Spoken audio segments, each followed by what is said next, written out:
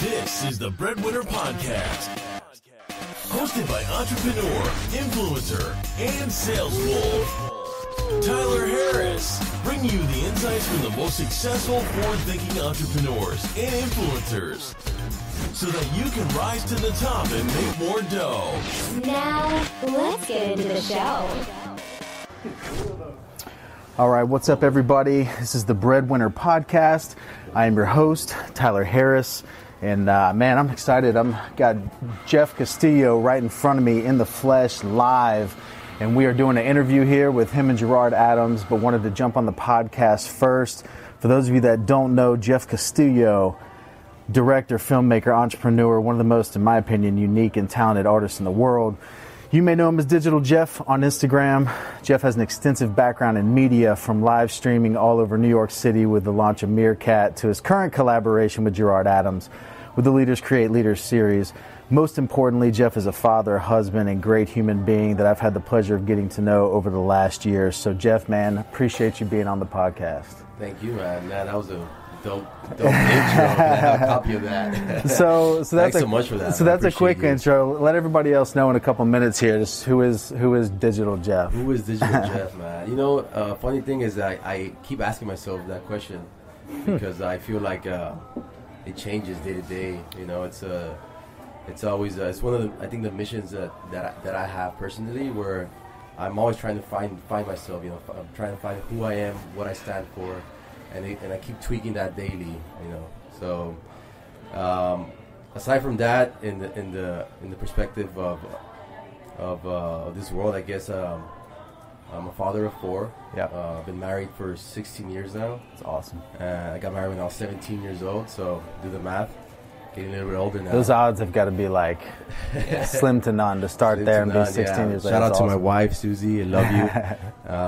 And I'm excited actually today because I'm actually flying out right now after the podcast. I'm flying out to go see the family. That's awesome. Very cool. Well, cool, man. Let's just jump right into this first question. So I found that with most artists, they have to kind of get into like the zone, right? So what's one thing that you do to kind of help you get into that zone when you're going to go produce and make some content, create some type of art? Like, what do you do to get in that zone?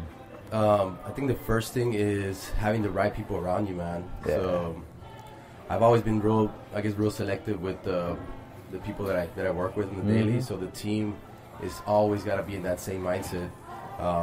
Reason being that me and Gerard have had success is because we have, I believe, just the good vibrations to each other, you know. Yeah. So if you have the right team, you're gonna be able to get into that flow state. Yeah. Whenever you bring somebody on, sometimes you bring somebody on the team, and you know, you can tell right away within the first couple of months that they're either meant for the team or not meant for the team. Yep. And but that's probably the main one when it comes to actually creating content, creating shows, or creating or just brainstorming on a new show or stuff like that. You gotta have the right people in the room. Yeah. To be able to get into that flow state. When it comes to creating like on my own, I like being just at the work alone. Yeah. You know, I like being alone. Nobody kind of like looking over my shoulder, in my own space, headphones on. Bringing incense. I'm addicted to Nakchamba. I saw that. And yeah, man, just getting that flow state is mostly being about your surroundings, so being in a comfortable place as well, and shutting down your phone. That's why sorry for people that don't respond to text messages on time. That's probably why, because I actually do put my phone away where it's not arm's distance when I'm in the create mode.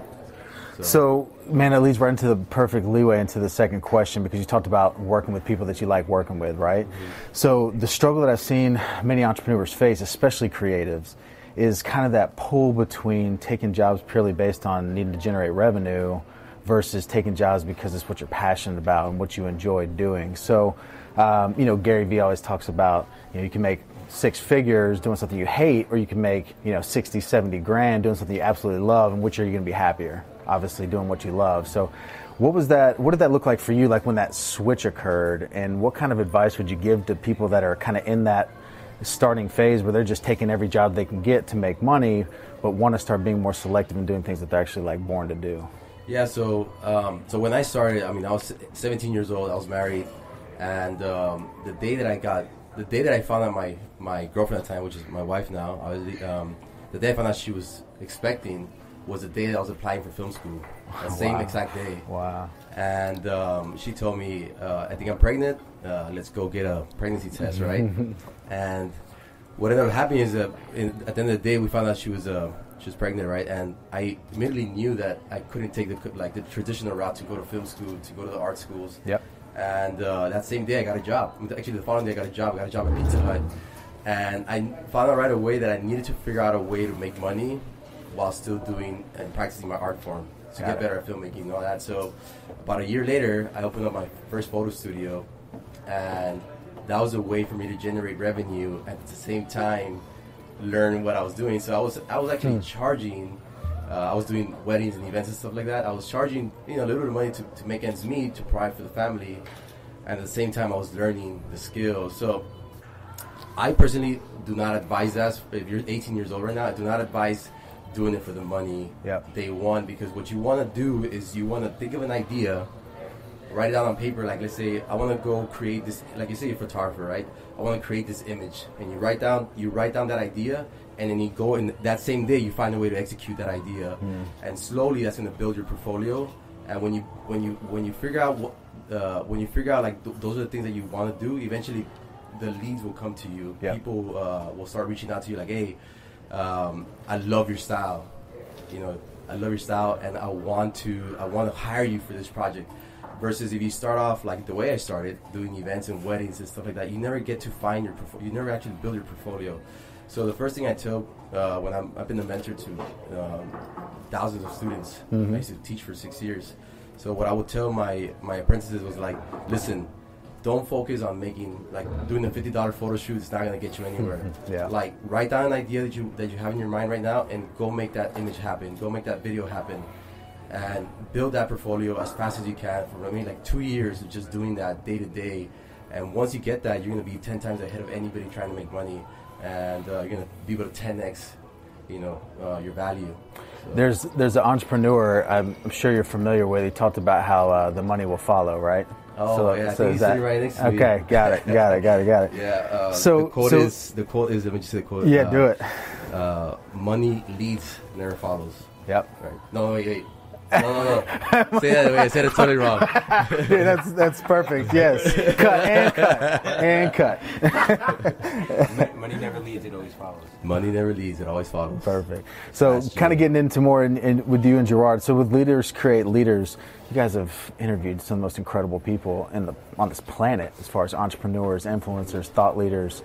What's kind of one common thread or common theme that you've taken from all those different interviews that you've been able to kind of implement in your own life, or just be able to really, that's really made an impact on you? One thing I've noticed from everybody is that the moment they think of these ideas, they're trying to execute them also. So, case in point, one thing I had to learn working with Gerard specifically is if I come up with an idea, I got to be ready to execute that idea, because once I share it with Gerard, he's going to want to do it. If he likes the idea, he's going to want to do it right now. Yeah. So I got to be ready to take action before I even open my mouth. And that's the way I've seen a lot of these people that we've interviewed. They're coming up with a concept and executing instantly. They're not waiting 6 months they're not waiting for that perfect time to execute that idea. They're always doing it, and they figure out a way how to do it. So they either hire the people they need to, or they just take action. So that's probably been the one thing that I've been able to implement in my life these last 2 years. So you guys have basically interviewed a bunch of doers, right? A lot of doers, man. That's it. That's what it is. So we're going to switch it up on this last question. So years and years from now, they release a superhero feature film called DigitalJeff. What is DigitalJeff's superpower? I wasn't ready for that one. I want all the powers. I think the superpower is, the only thing that comes to mind right now is teleportation. I think I want to go see my kids right now. Yeah, dude, that's important. And I was gonna touch on that too, but I wanted to get through this one pretty quick because I know you got to run. But that's one of the most impressive things about me, because when I talked about that that pull between taking jobs for revenue versus what you're supposed to be doing and your passion. Like, that's one thing you've told me before is like there's projects and opportunities that come up. He's like, I'm focused on being with my family right now. Like, I'm focused on my kids right now, and that's so important. So very last question.